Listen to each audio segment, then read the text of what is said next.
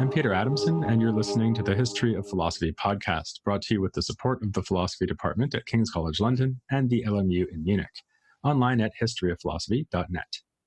Today's episode will be an interview about magic in the Renaissance with Brian Copenhaver, who is Distinguished Professor Emeritus of Philosophy and History at the University of California, Los Angeles. Hi, Brian.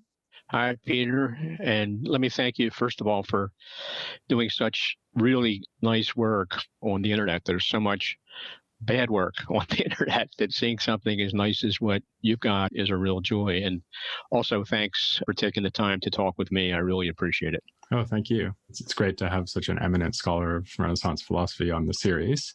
We are going to be talking about philosophy, but by talking about magic. So we're going to get into the connections between magic and philosophy. And to do that, I thought we could start by talking about the sources that influenced Renaissance discussions of magic. So obviously, some of these sources would be Greek, but some of them would also be non-Greek. Yes, going back to the ancients, but also going back to the not so ancients was quite important for people who made themselves experts on magic during the 15th century in a new way. The way I look at it, before the Renaissance, during the Middle Ages, there really never was a time when educated, literate people were not discussing magic. We can really only say that with certainty about that relatively small group of people in Europe because, of course, otherwise we just don't have good records. But we do have for that group of people. So if you look at the 13th century, for example, you've not only philosophers, maybe sort of the second and third rank people like Roger Bacon and William of Paris were writing about magic, but also thinkers of the first rank like Albertus Magnus and Thomas Aquinas, who's, I imagine, the best-known medieval philosopher. So lots of things were going on before the Renaissance that were well-known to people like Marsilio Ficino and Pico della Mirandola during the Renaissance.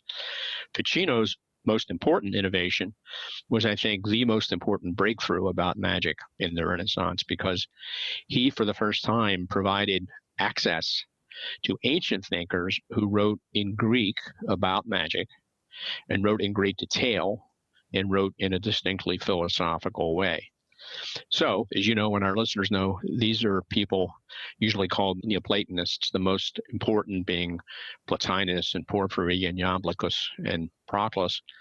Plotinus was born around 200 CE. Proclus died almost 3 centuries later than that. And Ficino, in the 15th century, was the first to make their works available in Latin, which more people could read than they could read Greek.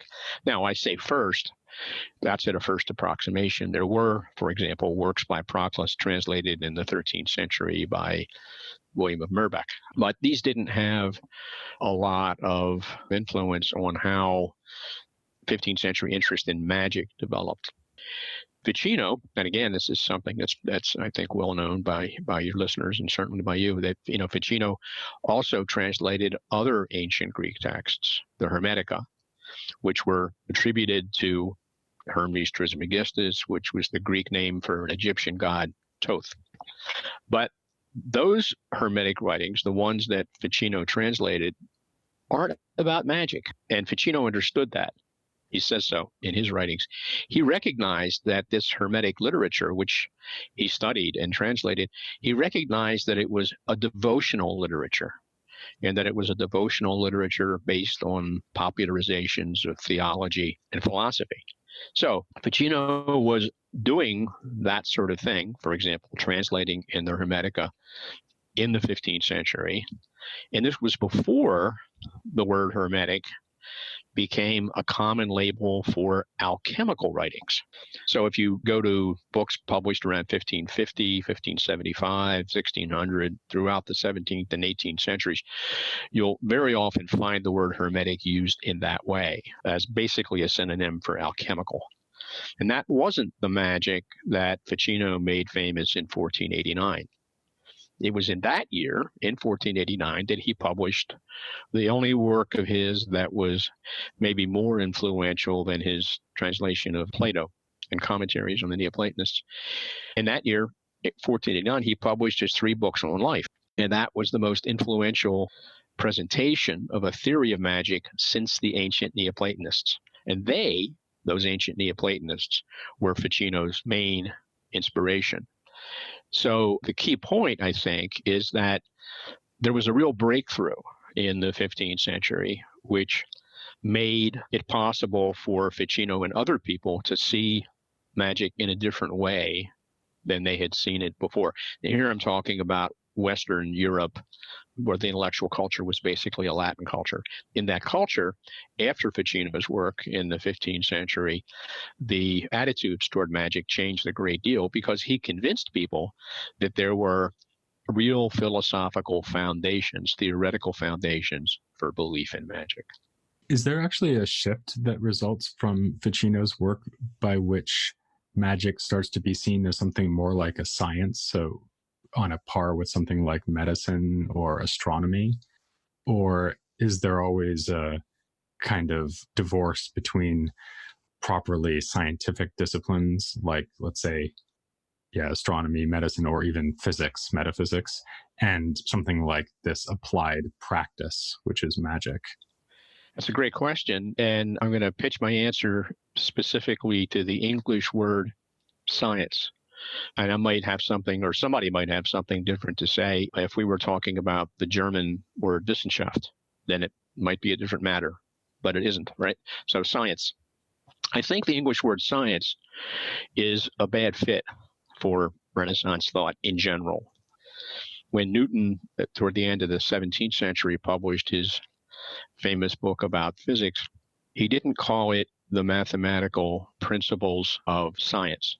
He called it the mathematical principles of natural philosophy. Had the English word science been available, and had Newton been writing in English, as he sometimes did, then you might have seen the word science in that context, but that's not what happened. So rather than science, I think the English word that works best in this situation is the English word knowledge. And that word works better as a partner for the Latin word scientia, which in turn was paired with the word ars, A-R-S, meaning craft.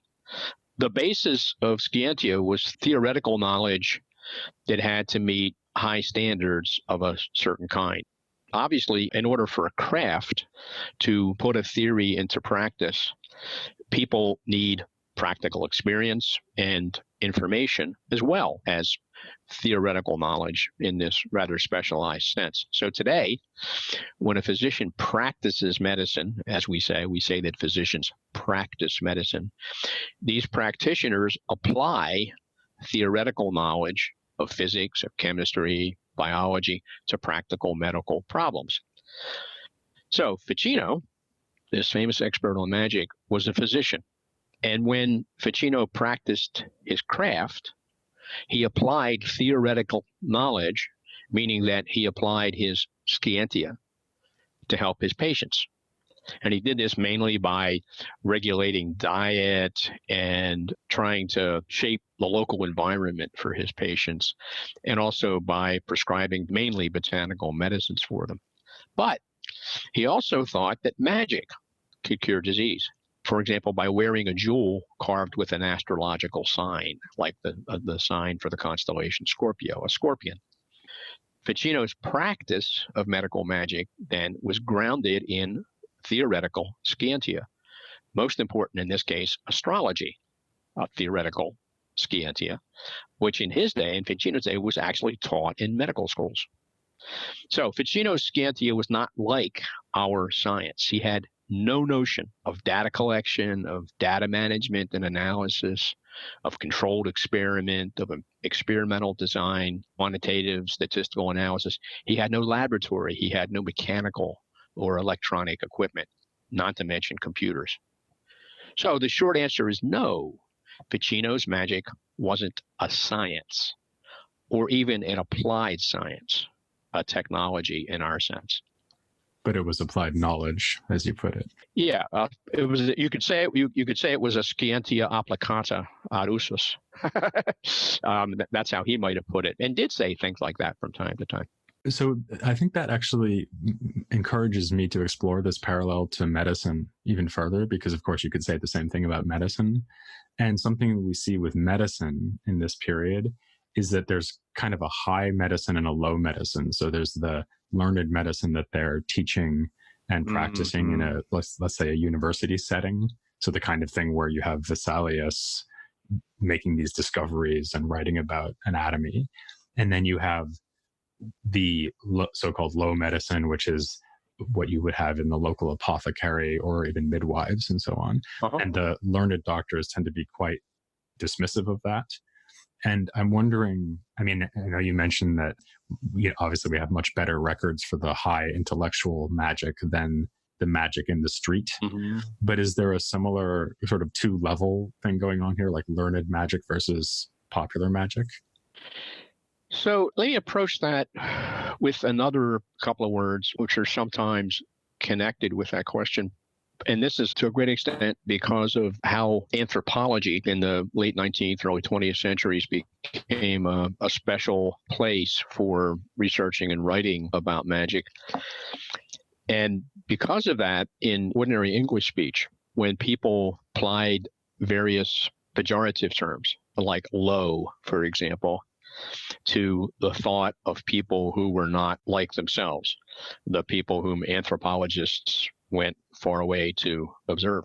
When the people did that, another term, a pejorative term that got into the conversation in a strong way was the word superstitious.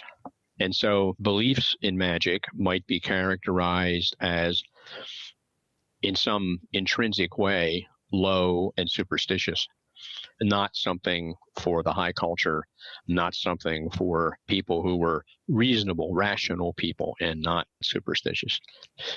So if we think about it, try to pick this apart a little bit, the word superstition, which is the same thing in Latin, superstitio in Latin, it's deisidaimonia in Greek.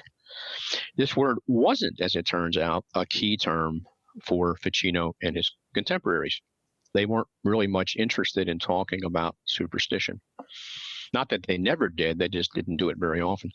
And the distinction expressed by the word in those days wasn't a socioeconomic or cultural distinction. It wasn't a distinction, so to speak, between the high and the low, or between the elite and the popular. The distinction actually was religious, and it was a distinction between normal and abnormal reverence for the divine. So if you look at the Greek word, the word itself, the parts of it mean something like God terror. And that God terror is meant to be in contrast to normal piety. So a normal, pious, reverent person like Socrates, for example, right, isn't supposed to experience God terror. Now, for the ancient Greeks, like Socrates, the divine was always, always, always plural. The gods were many, the gods were everywhere, and they were everywhere at all levels of the world. Early Christians, inheriting this religious culture from pagans, applied the Latin word superstitio as a way of rendering deisidaimonia. And what they applied it to was the improper worship of low-level gods.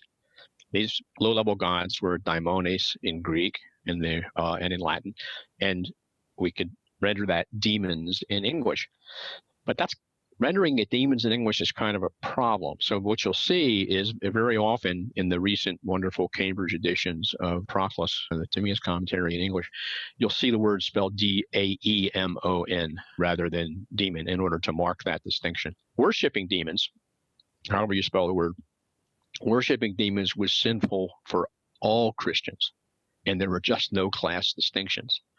So as to how the word superstitio applied, it didn't apply in a way that was sensitive to class.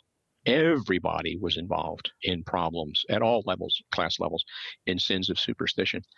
A different word that did have important socioeconomic and cultural valence, it was used more often in Ficino's day, it was maleficium in Latin.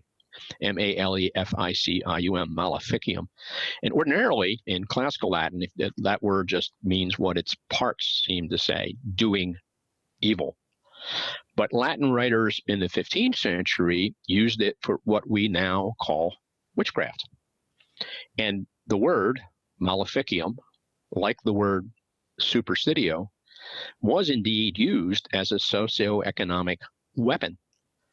Why? Well, because most people who were accused of maleficium, and there were many thousands of them, were female, poor, and powerless. That leads us to the question of how these authors themselves avoided getting in trouble, just like these poor, powerless women were getting in trouble. Presumably, they want to reassure their readers, especially if the readers are, let's say, in the papacy or in the Inquisition. They want to reassure them that what they're doing is on the right side of the law, is not in conflict with Christianity. So, how do they convey the message that their study of natural magic is religiously acceptable? Yeah, I suppose it depends on what you mean by study. And then having said that, I think it's important to go back to the distinction between theory and practice.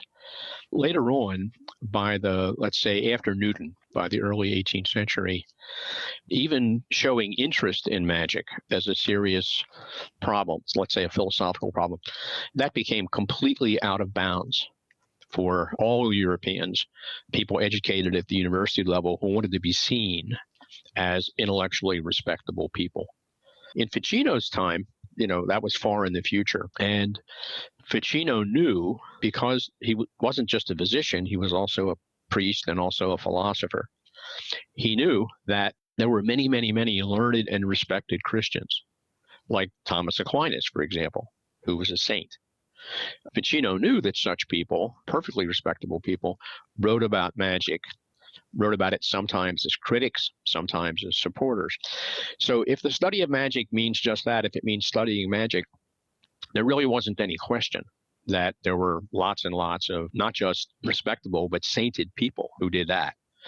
Now, the study of magic, the closer it gets to the domain of practice, then the dicier things get. But even at the level of practice, Ficino, because of his knowledge of the Neoplatonic philosophers like Plotinus and Proclus, because of that, he also believed that it might be that the practice of magic could have a respectable theoretical basis in philosophy. And both words are key words, both respectable and theoretical. It's not just that in his eyes there was a sound theory, and indeed a very rich and interesting theory, underlying belief in magic, but also in his view, that theory was quite respectable. It was something not to be ashamed of, but to be proud of as an intellectual property. So like Ficino, in that circumstance in the 15th century, Ficino being a priest and a philosopher, as well as a physician, there were many other respectable people who wrote at length about magic. Practice was a different matter. And he, for example, Ficino, I guess the best way to put it is this. If you take the two most famous people in this domain in the 15th century, one would be Ficino, the other would be Pico della Mirandola. There's not a scrap of evidence, not a scrap as far as I know, that Pico went anywhere near the practice of magic himself, personally. Ficino, I wouldn't say it quite that strongly. I think it's unlikely that Ficino was doing anything that he would actually call the practice of magic. He does say some things in his writings which might lead you to think so. Mainly these are things about certain kinds of singing as ways of attracting positive influences or deflecting negative influences from the stars and planets. The reason I think that Ficino himself would have shied away from actually doing that, despite what he said in his writings, is because he knew how, in theoretical religious terms, he knew how dangerous it was. And this is a complicated thing, but I'll say it very briefly. He knew that songs, especially songs with words in them, almost necessarily were messages. So there was a singer and there were people who were sung to, individuals who were sung to. And he realized that those individuals might not just be humans. Some of them might be angels, some might be demons. And once that was clear, then he knew that a practitioner of magic, even that kind of magic, a kind based on song, that kind of practitioner was on thin ice indeed. Can I ask you something about the causal theory that you just mentioned in the middle of that answer? We often call these sciences magic, astrology, alchemy. We call them the occult sciences, which is possibly a problematic term. But one reason why you might think that that term makes sense is that perhaps the causal mechanism by which something like a magical ritual works, or maybe a magical talisman works, is somehow hidden. Would Ficino and the other scholars who write on magic in this period, would they have said that in some sense the reason why magic works is unknowable to us? Or would they have said, no, if you have read enough Plotinus and other sources, and if you've done enough reading and research, then in theory, at least, you should always be able to come up with a causal explanation of why magic actually works when it works? I think it's more like the latter than the former. So maybe it's best to start with the word, again, the word occultus. In Latin, the word just means hidden. And strangely enough, the word that it's paired with in Greek in similar circumstances doesn't mean hidden. It means something else. It's aretos, which means not hidden, but unable to be said, or unspoken, or ineffable, or something like that. But the word that got into the Western tradition of writing about magic in this usage was not haretos, which was used by Galen, and it was used by the Neoplatonists in these circumstances. The word that got used was occultus. And my guess is that the transformation from something unsayable to something hidden, which might be something unseeable, right, not visible, that transition probably happened by way of Arabic sometime between Galen and the 10th or 11th century. I've never been able to figure that out in any empirical way because I can't read Arabic. Somebody who can read Arabic should work on that. Anyhow, the word occultus in Latin means hidden. And in Ficino's medical theory, some properties of physical things are indeed hidden, but other properties of other physical things aren't hidden. And here, when I say hidden, what I mean is hidden to the five senses. So, thinking about Ficino as a physician, some medicines that he wanted his patients to ingest were bitter, and the bitterness obviously wasn't hidden to them because Ficino's patients could taste the bitterness. But other medicines, like opium, for example, were known to cause drowsiness. But opium doesn't look drowsy, doesn't sound drowsy, doesn't smell drowsy, doesn't feel drowsy, doesn't taste drowsy. Although if opium is the cause, the effect is drowsiness.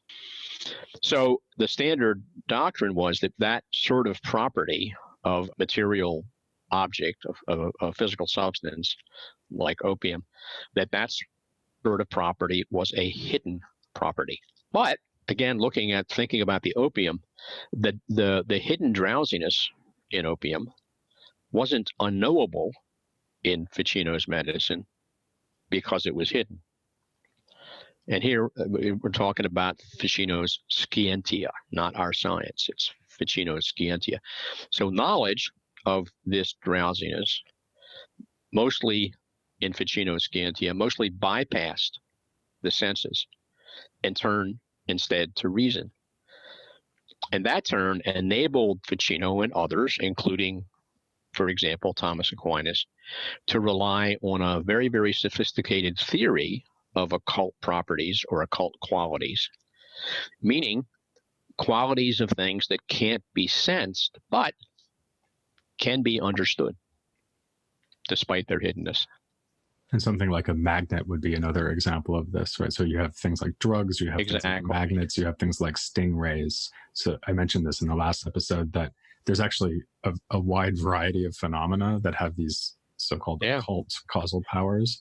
And if it's just a kind of, as it were, a known fact that wearing talismans can ward off disease or heal you from a disease, then it actually seems quite rational to extend the theory to cover things like that. And then you need to invoke some kind of philosophical account of what the underlying causal mechanism is there, just as you would invoke something like galenic humoral theory in the case of a medicine, right? Right, exactly, yeah. Yeah, Galen writes about this not at length in any one place, but he writes about it often. He very much favored explanations of medical phenomena, like, for example, cures of disease, that were based on hot, cold, wet, and dry. And he very often associated that kind of analysis, the hot, cold, wet, dry kind, with what was rational, not meaning reasonable, but rational in the philosophical sense. And he contrasted it with other kinds of explanation, which gave accounts of phenomena not in terms of hot, cold, wet, and dry, but in terms of what he called idiotetes aretoi, undescribable, unspeakable, it's hard to know how to translate aretoi, properties, idiotetes. And then he gave an explanation of how these properties got to be there, what their ontology was. And his answer to that was kapalin tenusian. They were there by the whole substance. And that by the whole substance, he meant if it was a rhubarb plant, then it was the rhubarb plant as a whole, which was the foundation for this property, as distinct from the rhubarb as a tempered process, a mixture, a blend of hot, cold, wet, and dry. And then that analysis survived in various ways throughout the Middle Ages. And that's, I think, what in him and in another vaguely contemporary writer with him, Alexander of Aphrodisias, in their writings, that's where the whole concept of occult comes from. But again, strangely enough, in its original form, there's a whole deep cluster of associations in Greek between the idea, the notion, it's hard to use the word idea in this context, the notion of form, eros, and other words in this family that have to do both with knowing and with seeing. But actually, if you look at Aristotle's matter theory, when it comes to giving explanations, his matter theory really isn't about the visual. It's about the haptic. It's about hot, cold, wet, and dry. And yet, during the Middle Ages, whenever people talked about this problem, they didn't see it as a problem about what was unable to be said. They saw it as a problem about what couldn't be sensed. But the word occultus, of all the senses, leans toward the visual sense. We more often think of hidden sights than hidden smells, right? It's a very complicated problem about whether to call things, how much we should use the word occult and how we should use it in talking about these issues. The word occult gained the status it has now in European languages during the 16th century because a book by Cornelius Agrippa von Nettesheim called On the Occult Philosophy became a bestseller. And this book, On the Occult Philosophy, was a book about magic, astrology, witchcraft, demonology, divination, et cetera, including Kabbalah. And all of that stuff, having been described by Agrippa as the occult philosophy, then by other people came to be called the occult or occultism. You only begin to see the words used like that in the 19th century, and it's not even 17th or 18th century language. It will be coming on to Agrippa actually not too far in the future when we turn to the Reformation. But before I start talking about what's coming ahead, I wanted to ask you one last question. It's kind of a big question, but just to wrap things up, it's pretty clear from everything that you said that the historian of magic certainly needs to know about the history of philosophy. And I'm wondering whether you think the reverse is true. So do you think that someone who's interested in the history of philosophy in the Renaissance or in the medieval period, but maybe let's focus on the Renaissance since that's where we are right now. Do you think the historian of Renaissance philosophy really needs to know about the history of magic? The short answer is yes. If we're talking about most of antiquity, the Middle Ages, the Renaissance, then yes. If you're going to have a broad but sufficient understanding of philosophy, then these issues are part of it. There's simply no question about that. Eventually I think that becomes not so much the case. So I think if we get to the 18th century and we're in the world of, Kant and Hume, then I think it's a different story. I think that magic had so much been repudiated by people who wanted to be thought of as respectable intellectuals that it's a completely different scene. When Newton died in 1727, even the French were ready to honor him, and he had been a member of the French Academy. And it was the custom then for a member of the Academy who died to have an éloge, right, an essay in praise of him written and published in the proper place. So the person who did that for Newton was Fontenelle, and we know that Fontenelle had notes from Newton's niece, which showed very plainly that Newton had spent ever so much time working on alchemy. And of course, when Fontenelle wrote his éloge, there was never a word about that because it would have been shameful. So the situation had changed that much within a space of about 200 years between Ficino and Newton. Philosophy in the Anglophone world is a very different matter, as you know, from philosophy where you are, right, on the continent of Europe, or philosophy elsewhere in the world. And philosophy in the Anglophone world, the practice of it is usually very, very specialized. And so if you're a specialist in the Anglophone way on, let's say, Aquinas, it's perfectly possible to do a whole lifetime of, brilliant and productive work without knowing anything about magic. But if you want to know anything about the environment of Thomas Aquinas in the 13th century, or the environment of William of Ockham in the 14th century, and not to speak of the environment of Pico and Ficino, both philosophers in the 15th century, then of course you have to know something about magic. However, opinions are divided about whether the environments in which philosophers live are really important for understanding their philosophies. In a recent issue of it's a British journal for the history of philosophy, there's a piece by me on this very subject.